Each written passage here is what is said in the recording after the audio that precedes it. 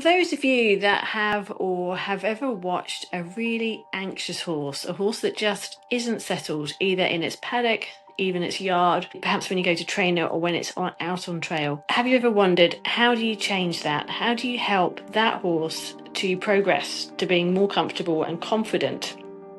Well, keep listening, because this week Mark is going to reveal how we can help horses in these situations. If the horse has had this much experience already and it's spooky, it's obvious that there's something wrong in the education and its understanding. And it could still be one of those hypervigilant horses that are kind of constantly on the lookout in a herd more than other horses. But even still, when you get those horses soft in their education, they do improve in the way they are in general away from you. Hello, welcome to Mark Langley's Horsemanship Podcast, a podcast helping people to understand their horses better, to provide solutions in a calm, connected way. I'm Jenny Langley, and with me is Mark Langley. Mark, we've got a horse that is very new to one of our members called Christina. She's got a really highly anxious horse. It's a mare that's just arrived with her. It's travelled a couple of days on a truck to get to her. And this mare is now in a paddock running with some other horses, but she brings it in to its own yard and stable in the afternoons and evenings each evening. And she's finding that this mare isn't settled at all. She's not settled in the herd. She's quite sensible, but you can see that she's getting chased a fair bit. And then when she brings her in the afternoon, she's pacing up and down. So Christina would love to know what would be the best approach for her over the next 2 to 4 weeks, where, she's trying to establish a good relationship with this brand new horse. And she's just not quite sure how she can help the first few weeks and days be less stressful, because she is losing weight. She's eating fine, but this continuous pacing, she can see that she's dropping weight, and she'd love to know how she can sort of help her to settle in. Just a little bit more information for you. She doesn't leave a lot of space for Christina, but Christina sends her back. She's quite responsive to the lead rope. She can get her to stand still if she's had to treat her for a few things, and she's done that.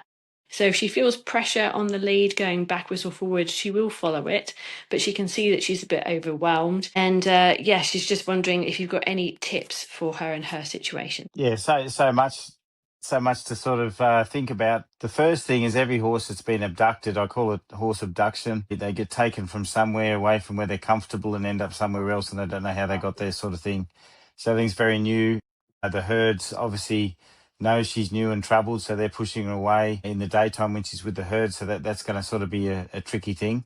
My advice, if you can, in most cases, if it's a fairly big agistment herd in a big paddock, she's going to have to go through days and weeks of possibly slowly integrating with the herd. It'd be nice, I don't know how the agistment centre's structured, but it'd be nice if you could just leave her with the herd and just let her be, and let her settle in with one thing at a time, sort of thing. Because she's going to want to be with the horses, even though that she's getting pushed away from them. She still wants to be around and near horses, because that's where they feel safe. So in a sense of sort of, if the agistment herd stays out all night and she's only going in the daytime, it would be beneficial if she was out at night with them as well, and she can slowly sort of work her way into the herd sooner rather than later. But sometimes it does take some time. So if you could leave her with the herd, that'd be good. But if you have to bring her in every night, that's fine. She will start to settle down. I mean, there's horse either side of her. She will start to settle down. It's just one of those things that's going to take her a little time. When you work with her and you go out with her, the work that you do with her, if you did a half an hour every day, would be just disrupting those strong thoughts when she's thinking away, getting her to center, and do that more often, so she can sort of start to learn to self-regulate. Because what I've found at clinics and working with horses is, the more you sort of get them to and become more connected with themselves and let go of those kind of outside strong, targeting thoughts about, what's over there, the horses are there, then they start to do it more themselves.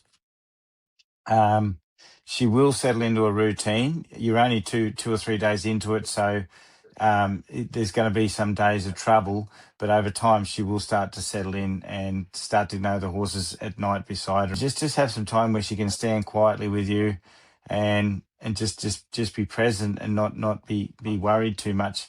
And then the whole process of understanding her and training her will start, because there's so many other things in there.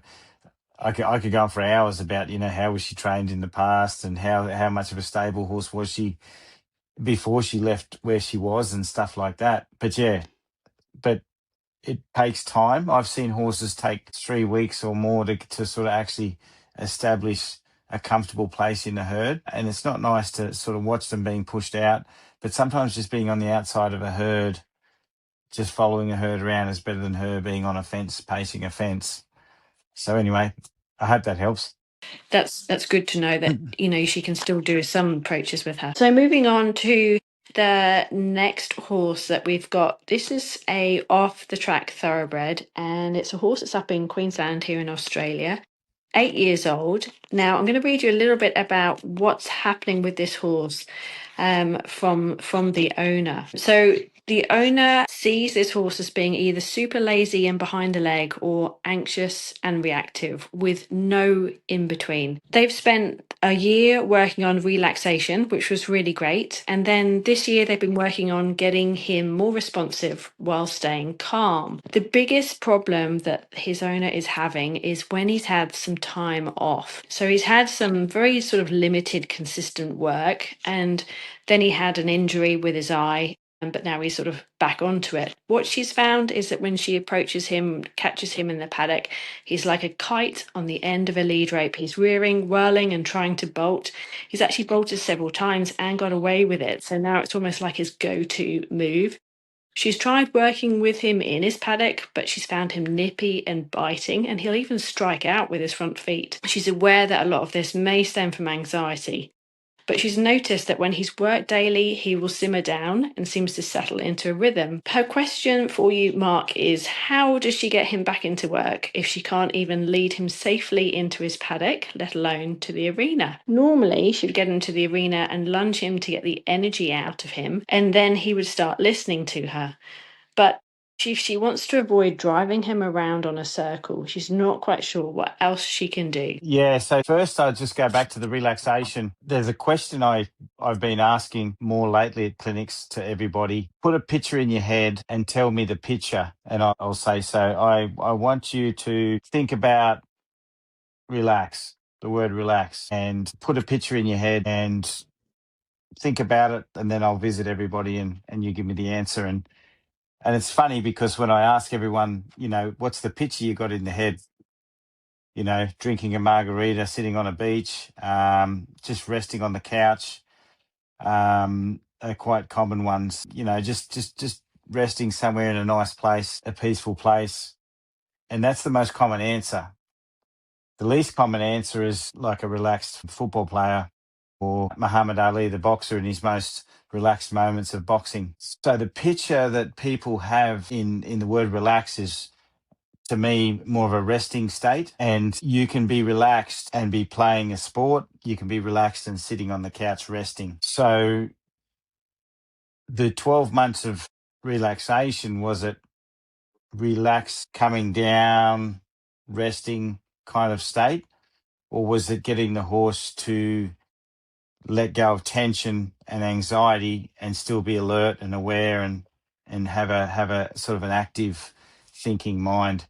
And I think that's the key to the struggle you're having with your horse. Is you've already said that you've got this gap between the horse shutting down and blocking stuff out and then hitting the red zone quite quickly, and there's no green zone in between. So what I think you have to look at is there's the relaxed blue zone, which I call it the blue zone. I know blue in other human psychology terms as blue is not feeling good, but I like the colour blue. The sky's blue, and to me it's a happy colour.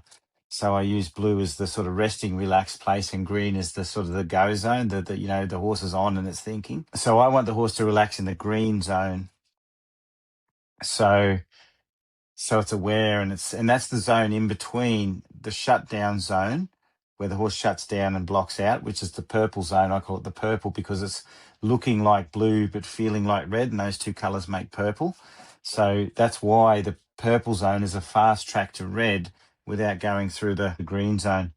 So the relaxation might be better for connection and feeling safe with you, but it hasn't helped the horse self-regulate with the stress and the things that it needs to, process and understand. So basically, the first thing somehow you have to do is get the horse to lead better. And I know you're having trouble getting it to lead, but there's a point, like if I had a horse that was like that on the end of a rope, I'd give it a bit of space on the end of a rope. I'd let it kind of run out and I'd hold the rope with two hands and I'd stop it. And then it might bounce around. But every time it goes out to the end of the rope, I'd stop it, bring its thoughts back and say, let go of that thought out there. And I might have to firm up and put a bit of pressure on it to say reset a little bit, because, I guess I'll give you an example. Someone comes in with a thoroughbred that's bouncing around on the end of a rope and they're sort of holding it and holding it. Then I take hold of it. Say, for instance, I didn't have a flag. That horse, I'd let it go out kind of where it's thinking and I'd give it space. But when I got to the end of the rope, I'd sit on that rope and turn it back and just stop and just let the rope go quiet, and they go, oh, what happened there? I just hit a boundary, and the horse would be a bit anxious because it hit the boundary, but then it'll think for a second, and then it might go out again, and you might just sort of take the rope and say, hey, let go of that thought again, until the horse sort of goes, oh, hang on, I know there's an end of the rope now, but you were clear enough when you sort of pulled the rope to say, not available. And then the horse suddenly centers for a moment, and just get it more clear on where the boundaries are on the end of the rope before you even teach it leading skills. Like I'd be sitting half an hour now on an end of a rope, just saying, just find a space where you can quieten on that rope. And it might take a little bit. You don't have to go anywhere with the horse. You just got to do it where you put the holder on. Now, the other thing you've probably seen me do on videos is I might carry a flag, and when the horse has a strong thought, I'll bang it once really big. The risk of banging it really big, you could spook the horse out of your hand. And that's why I say, you have to be careful when you do that sort of stuff, because you got to know what you're capable of. I'll sometimes do one thing with a flag that the horse goes, what was that? And then it startles it for a moment, but then it centers for a moment and goes, I need to be cautious. And then all of a sudden you'll see it go, oh, I'm not thinking out there anymore, because it starts to become a little bit more responsible. I think if you do little disruptions all the time, like little, hey, think over here, let go of that, you can actually start to kind of nag their thoughts a bit. And sometimes they can get a little bit more troubled because it's not clear enough for them to let go of the thought. It just becomes like a white noise, and that can make them worse sometimes when you're doing little interruptions all the time. So one big thing kind of once, and then create stillness, and usually that kind of helps the horse recenter. And then when they recenter, you can start to work on teaching them to lead up again. It's a tough one because your horse is really fighting you, but back to the idea of I like when I'm working horses at clinics, I say to people, connection is after the horse lets go of trouble, and a horse relaxes when we educate it to let go of trouble and be able to deal with pressure and the idea of pressure.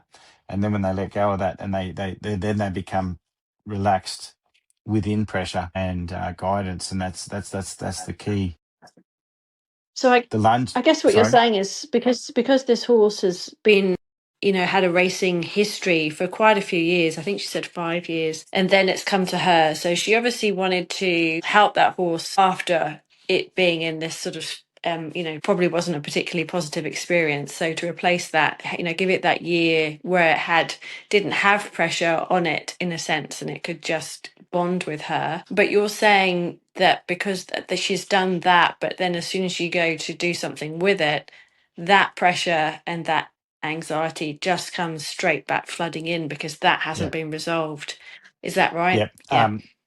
So sometimes the relaxation lessons I see people do with horses is actually just a way of it's just giving a horse a nice calm room to stand in or sit in its mind, so the horse should, once we've done sort of centering lessons, and I call them centering lessons, where the horse becomes more centered and aware of itself, and also where we are, but where it is, because I worry that the word relaxation makes people kind of get the horses sleepy and restful. And sometimes that can also be a form of them just sort of mildly shutting out. And I've seen it in New Zealand. I had a horse I went at the Equidays years ago, and she'd done relaxation lessons, and they were sort of like the horse would come down, and it become like the horse would want to relax in her bubble. And I realised it was hiding away from all the things that were going on at this whole sort of the horse show.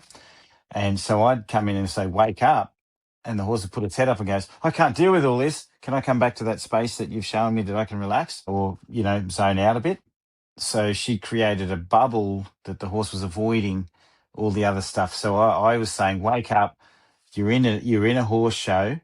I'm going to have to guide you through this horse show so you start to think properly and soften, not just kind of hide away and just go, I'm just following the other horse." It's almost like a horse going nose to tail, following another horse on a trail, so it doesn't have to think about anything.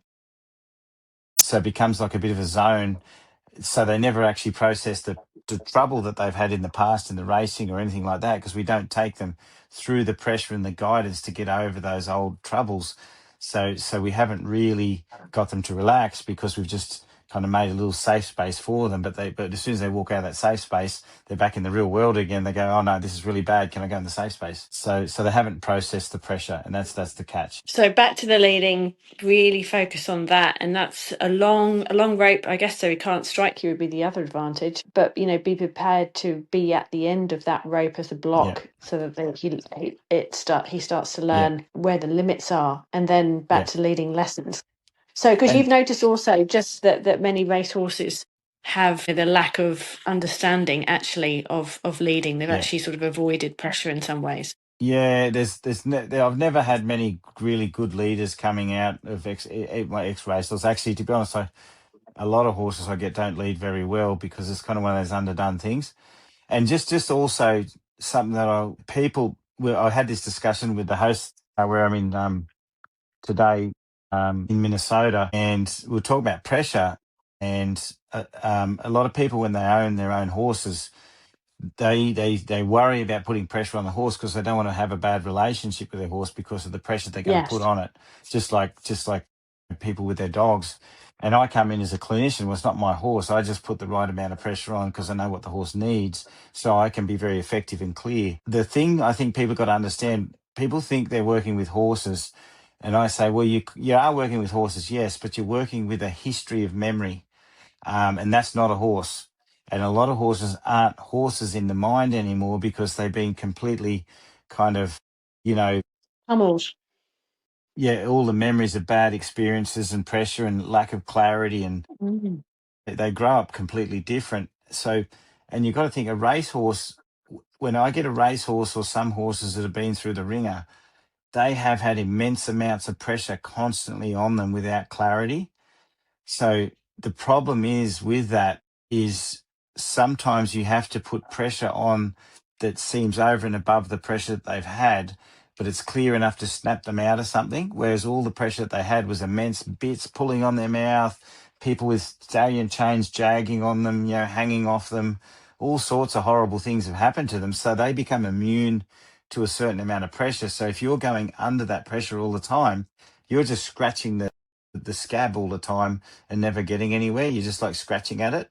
You almost got to like do one clear thing that goes, snap out of it, and they go, right. And then everything goes quiet and everything disappears. The pressure disappears, goes into complete silence.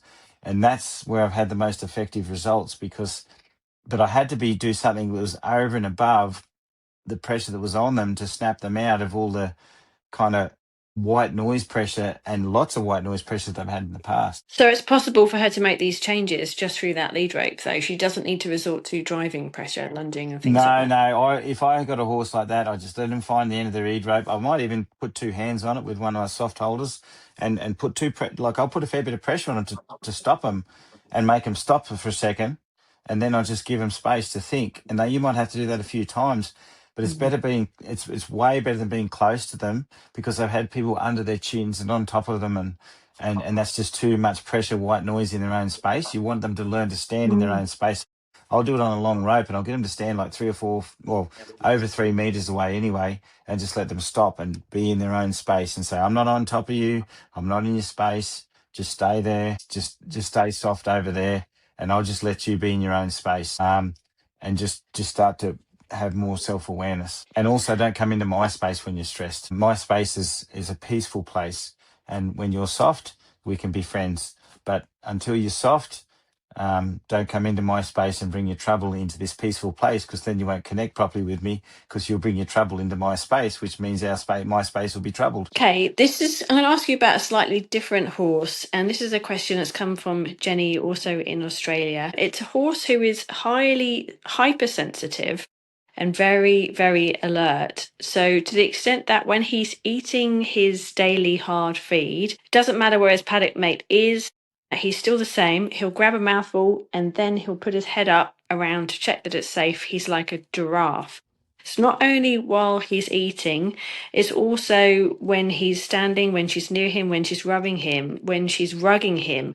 He just can't ever relax. She's counted that his head can go up 7 times just in one small feed. And she's noticed that, even trail riding, leading and riding, very alert or shut down. So Jenny's just wondering as well, is there any way that she can get him to relax? How can she get him to, what's your suggestion with even getting him to have a distraction so that he's not, or to change his state? Because I guess while he's on this high alert, it's not good for him.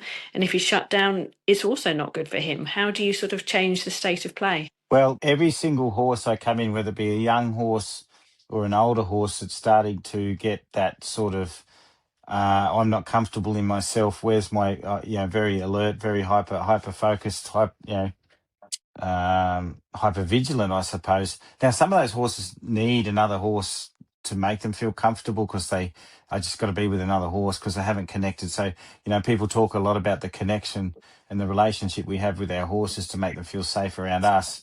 But what we got to be also mindful of is the way the horse regulates its anxiety and processes things, because sometimes you can replace the horse that the horse wants to be with you being connected, or the horse being connected with you, but then you still didn't get the horse to be comfortable in its own skin when it's eating on its own and it's looking at horses over there and you're not there. So you can't replace the other horse with just a connection with you, because you haven't actually got the horse to self-regulate properly, which means when you walk away, they'll be back to pacing the fence or putting their head up all the time or whatever they're doing when they're eating their food or not with the other horses. So the best results I've ever had, and it goes back to the question that we just had with the ex-racehorse, is disrupting the thought and saying, let go of the thought when the horse kind of thinks away, and just giving it space, and just be consistent with that every day with your lessons till the horse finds the green zone and can stand quietly, and then start to come down and self-regulate. Okay, I've had horses at clinics that I've spent 3 days just working on, let go of that, follow the rope 1 step, stop, be present, be centered, and that's it. But then by the 4th day or the 5th day, they come in and I don't have to touch the rope. They're just quiet. They're just, starting to sort of self-regulate. They become in a better space. And I've had experiences with horses that have spent years never self-regulating properly until I've sort of snapped them out of that neuro pathway or whatever that they got. And then suddenly they self-regulate. Suddenly they're like, oh, I didn't know I could do that. It takes a bit of time and persistence, but every lesson, I don't do a lesson with, I don't educate on horses and do all this stuff with them if they can't stay in the green zone themselves. So I'll say, you're out of the green zone, let go of that thought, come back. You're out of the green zone, come back. Sometimes I don't want you to micromanage their thoughts, so sometimes I'll be creative and I'll just walk around, and every time the horse kind of wasn't aware of where I was or what I was doing, I might say, hey, were you aware of that? And the horse went, oh, no, sorry, I better pay more attention. And they become more aware of what I'm doing, and they become more aware of themselves and stuff. You've just got to be very consistent and repetitive with it until they take over that idea that I have to be more responsible, more cautious. So some of those horses, I'll create a bit more caution in them, which sounds a bit strange, where I'll do something slightly bigger, so they have to bring their mind back into this space where they are, and then they'll own that themselves, instead of me sort of saying, look at me, let go of that, all the time. And so you make a separate lesson of it, because when he's eating, you don't perhaps necessarily need to make that into an education session. You could actually just make a specific one where he's going to be looking at the other paddock mate. He's going to be a little element of distraction. Perhaps you've got him in a contained area, but you can really work with making that flag as a distraction an effective tool. Yeah, well, with the eating thing, I've had horses with food aggression that they will get really, really angry when you hold their bucket or near their bucket, and they kind of almost want to, look, they want to attack you. And I'll put them on the end of a lead rope, and this is the same with an anxious horse. If it's that bad, I'll do it a half an hour on a lead rope with that horse till it can stand quietly on a lead rope, and it's just in the green zone, and then I'll feed it while it's in the green zone and let it eat quietly. But I've spent half an hour with that horse teaching it to quieten the mind down before I feed it.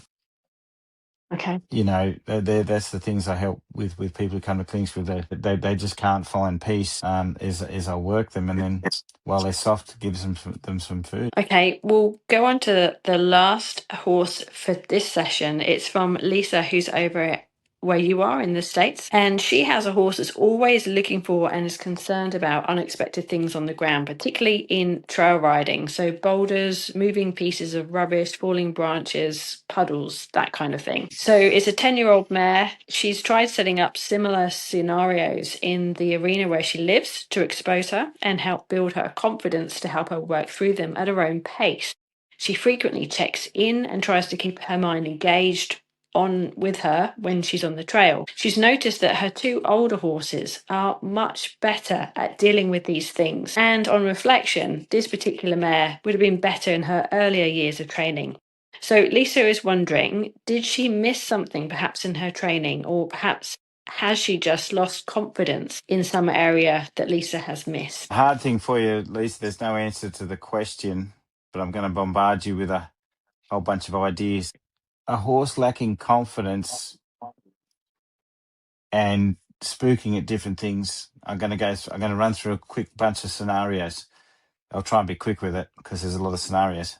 A horse at a clinic maybe 3 years ago in Queensland, 4 years ago, was spooking on trail all the time. It was a younger horse. She managed to do 2 clinics in a row, which was good because someone cancelled the second clinic. She used to do stickmanship with the horse on the groundwork. So she used to push the horse around, and the horse would look for the sticks and move away from the sticks and move away from this stick and move away from that. And I said to her, do you think when you ride out that horse is kind of always looking for where trouble's coming from? Because in the groundwork, it's always looking for where the trouble's coming from, and it's lost a lot of confidence because it's been looking for where the pressure's going to come from.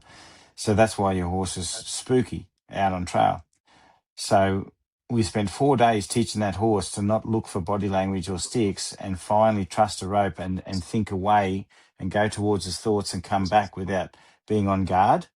And then it rode nice, and it wasn't looking for trouble, and it wasn't looking for things jumping out of bushes.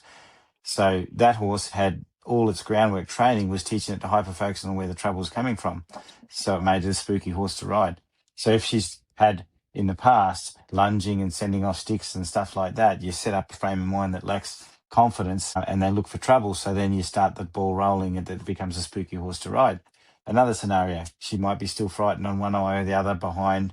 I've had plenty of horses that are still spooky when people ride them. And I go, geez, that left side's kind of still a bit ordinary back there. And your horse really kind of has a guarded eye when you're on that side of the body. And when you fix that, they ride the horse and the horse relaxes going, I've spent all these years guarded and you had to fix that there. So that's another scenario why a horse is spooky on trail and stuff like that. And they're still troubled, not connected with the person, not feeling safe, guided by a person under saddle.